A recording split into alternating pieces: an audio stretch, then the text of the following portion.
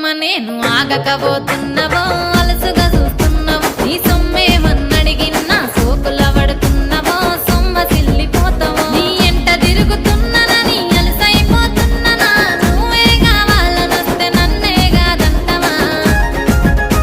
ఓ పిల్లగా ఓ పిల్లగా యహో పిల్లగా ఎంకటేశు చూడకపోతుంటవో కానకపోతుంటవో నా పిల్లగా ఎంకటేశు చూడకపోతుంటవో కానకపోతుంటవో